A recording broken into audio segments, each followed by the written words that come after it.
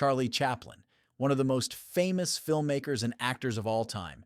We all know him for his iconic character of the Little Tramp and his silent films, but do we know anything about his personal life? The story of Chaplin starts in London, England on April 16, 1889. He was born as Charles Spencer Chaplin to Charles Chaplin Sr., a music hall entertainer, and Hannah Hill, an actress and a singer. Chaplin's childhood was difficult and poverty-stricken. His father was absent and didn't provide any financial aid, and his mother struggled to make ends meet. At the age of 7, he was sent to a workhouse and later to an institution for destitute children. Chaplin's father passed away when Charlie was only 12 years old, and his mother faced mental health issues and was in and out of asylums, eventually also passing away in 1928. Despite a challenging childhood, Chaplin found comfort in performing on stage from a young age. At just 5 years old, he had his first taste of the spotlight when he filled in for his mother during a performance. Inspired by his mother's encouragement, Chaplin joined a clog dancing group called the Eight Lancashire Lads when he was only 9 years old. Although he was successful in his dancing pursuits, Chaplin yearned for something more. He wanted to create a comedy act. Balancing school and his passion for performing, Chaplin toured with the dance troupe. Eventually, at the age of 13, he made the bold decision to leave school and pursue his dream of becoming an actor. At the age of 14, Chaplin registered with a theatrical agency and secured his first role.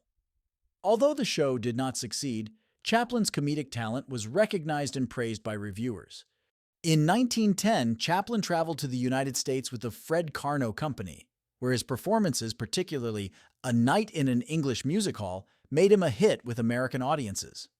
The American audience absolutely loved Chaplin, and he was even described as one of the best pantomime artists ever seen in the U.S. In 1912, he returned to England after 21 months of touring.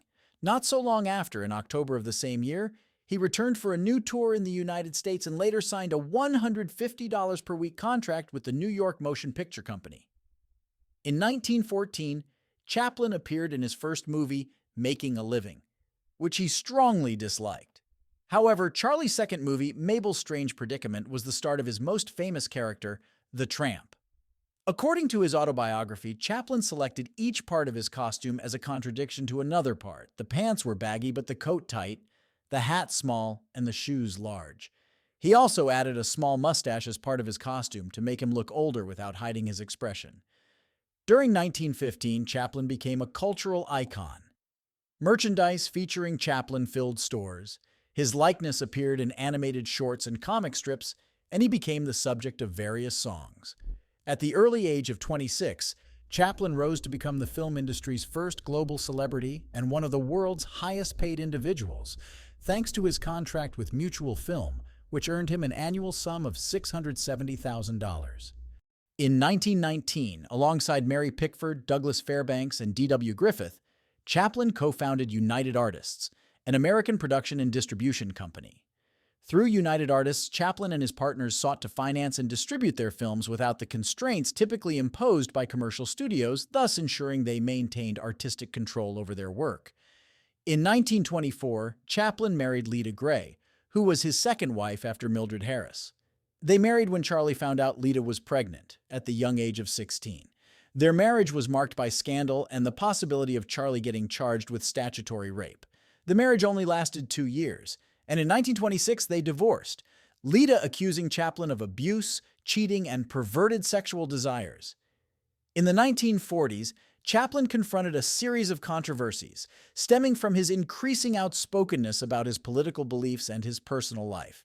He reached a climax when he produced and played in the movie The Great Dictator, which attacked Hitler, the Nazi Party, and their fascist beliefs.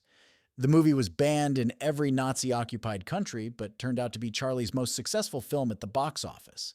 In 1947, Chaplin was accused of communist sympathies during the Red Scare, leading to his legal troubles and temporary exile from the U.S.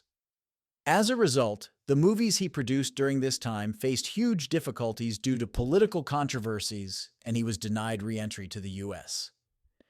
In 1972, Chaplin received the honorary award from the Academy of Motion Picture Arts and Sciences in the United States, which was his first return to the U.S. in 20 years. 3 years later, Chaplin was knighted by the Queen at Buckingham Palace for his significant contribution and excellence as an artist. In his last years of life, he saw a vast decline in his health and even had to use a wheelchair, eventually passing away in 1977 at the age of 88. Although Chaplin isn't exactly today's top star, it is still important to remember his impact on society and learn from him. And that's it for today, guys. I hope you liked this video and don't forget to subscribe to my channel and give me a thumbs up. See you next time!